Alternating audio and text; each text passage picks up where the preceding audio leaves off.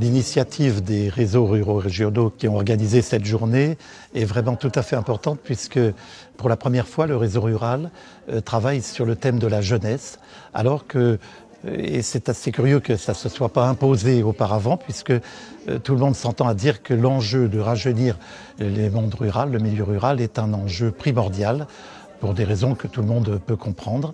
Donc ces 5 réseaux régionaux ont eu le mérite de prendre cette initiative, de la conduire et d'amener dans cette journée des partenaires extrêmement diversifiés du monde de la formation, du monde des actions sociales, du monde économique et des élus. Dans le cadre du réseau rural de Bourgogne, on a travaillé sur l'expression des jeunes et de la ruralité. Du coup, on a travaillé avec eux comme support sur un magazine où ils ont pu aller enquêter autour d'eux, dire un petit peu leur représentation du monde rural, comment ils y vivent, comment ils y vivraient dans quelques années. Et puis aussi le regard des aînés, finalement d'avoir des regards croisés. C'est plutôt positif. Dans les besoins, les attentes qu'on peut observer, c'est déjà de pouvoir régler les problèmes de mobilité. On est sur un territoire où la moitié des jeunes de 18-30 ans n'ont pas leur permis, par exemple. L'accès à l'emploi, c'est quand même le problème numéro 1 qui apparaît chez les jeunes. Du coup, d'être considéré comme un adulte et pas seulement jeune qui débute dans le métier. Donc, c'est important aussi qu'on se réinterroge dans nos pratiques, nous en tant qu'adultes, aussi dans l'accompagnement des jeunes au quotidien. On est vraiment très satisfait de ce qui s'est déroulé pendant 10 ans en faveur de notre jeunesse. La dynamique de territoire, les liens intergénérationnels qui se sont développés, les actions en faveur des jeunes qui ont été acteurs de leurs projets, qui aujourd'hui sont des adultes et qui s'impliquent. Mais 10 ans, c'est aussi l'occasion de se remettre en question parce que, on n'a plus les mêmes jeunes, les attentes ne sont plus les mêmes.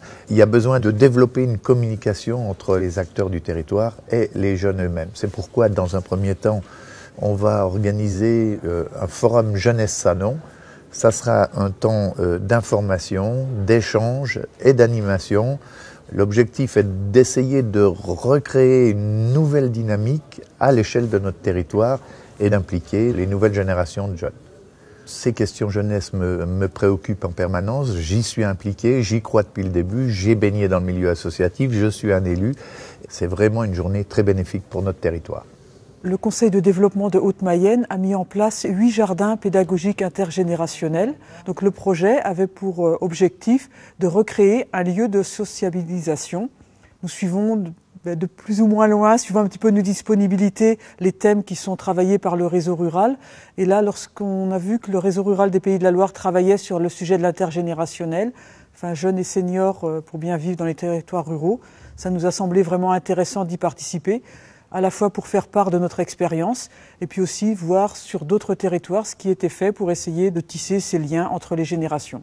Aujourd'hui, nous sommes ici pour présenter les questionnaires sur la perception des zones rurales. Nous avons proposé ces questionnaires à un des meetings des réseaux ruraux européens à Bad Schandau en Allemagne en 2011.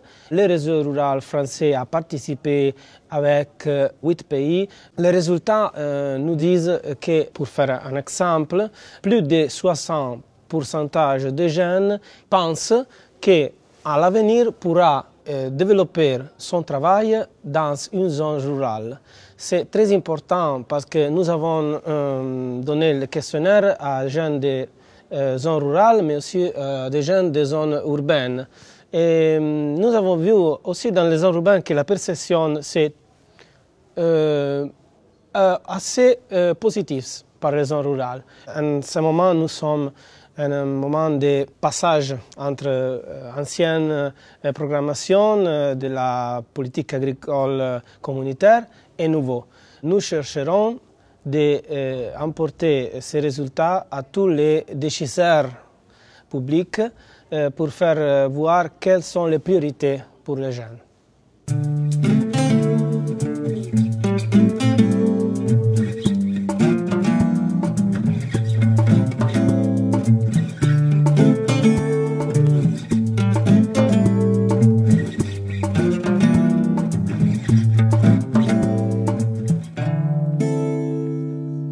François Patria, président de région Bourgogne, effectivement, depuis 2004, il s'est engagé activement à développer des politiques en faveur des jeunes, 16-30 ans.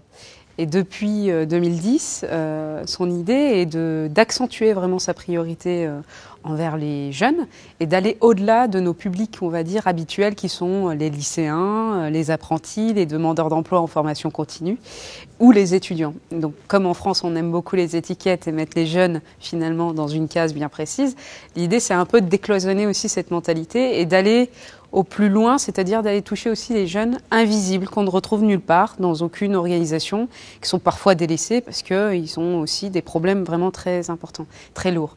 Dans ces politiques d'aménagement du territoire, nous sommes en pleine discussion, notamment sur le devenir des villages.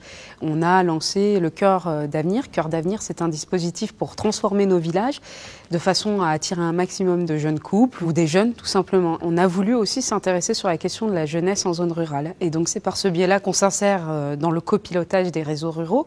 L'idée, c'est simplement de réunir les différents acteurs qui travaillent sur cette question-là, alimenter peut-être certaines réflexions, de trouver des solutions aux problématiques, mais aussi de valoriser les actions qui sont positives sur ces secteurs-là. Ça nous apporte énormément en termes de création de politiques nouvelles, mais pas que des dispositifs, mais dans la construction de politiques et de cohérence vraiment régionale vis-à-vis de ce public et ces zones géographiques. J'aimerais vraiment qu'à un moment donné, que certains en haut puissent se réveiller et notamment puissent nous accompagner et mettre en valeur tout ce qui se fait dans les territoires. Alors je remercie vraiment le réseau rural d'avoir organisé ce type d'échange, ce type de rencontre, parce que découvrir aussi ce qui se fait dans d'autres territoires, ça nous apporte aussi en tant qu'élus dans nos territoires respectifs. Nous avons monté, à la demande des structures adhérentes, un projet qui s'appelle Place aux jeunes, et donc qui est en direction des jeunes de 11 à 17 ans, et qui est parti du simple constat, c'est que les accueils de loisirs sont extrêmement intéressants pour les petits, jusqu'à la fin de l'école primaire, on va dire. Et dès qu'on passe au collège, immédiatement, on s'aperçoit que l'accueil de loisirs traditionnel est un peu obsolète. Les jeunes ont véritablement des envies, mais on a besoin peut-être de leur apporter de l'information sur leurs droits, sur les possibilités qu'ils ont de s'engager sur des projets, sur des actions. S'il n'y a personne pour porter à la connaissance des jeunes ces informations, c'est-à-dire s'il n'y a pas de moyens humains professionnels, il s'avère que ces dispositifs peuvent rester lettre morte pour peut-être une majorité de la population de jeunes. Aujourd'hui, on a trouvé avec le réseau rural aussi peut-être des ressources et des connaissances que nous n'avons pas forcément, puisque nous travaillons pour l'ensemble de la population, y compris en milieu urbain, puisqu'on a des centres sociaux en milieu urbain. Mais il y a des éléments certainement qu'on a eu d'informations qui nous semble intéressant d'échanger avec le réseau rural de Haute-Normandie. Les objectifs sont doubles, donc essayer de proposer aux jeunes un parcours vers l'entrepreneuriat. Et le deuxième objectif, c'est de favoriser l'interconnaissance entre les structures d'accompagnement des jeunes en milieu rural. Le public visé est les 12-30 ans. Donc on est vraiment sur un esprit d'entreprendre au sens large. On parle de création d'activités, mais pas seulement strictement au sens économique. On parle de junior association, on parle de création d'associations. Enfin voilà, on voudrait vraiment ouvrir les jeunes à l'esprit d'entreprendre au sens très large. Ça nous permet, nous, en Basse-Normandie, de confirmer ou infirmer notre méthodologie, puisque nous sommes dans une phase de construction du projet qui se concrétisera qu'en 2013. Donc ça nous permet quand même d'avoir un certain, via les expériences des autres régions, d'avoir un certain recul et de pouvoir adapter un petit peu notre méthodologie.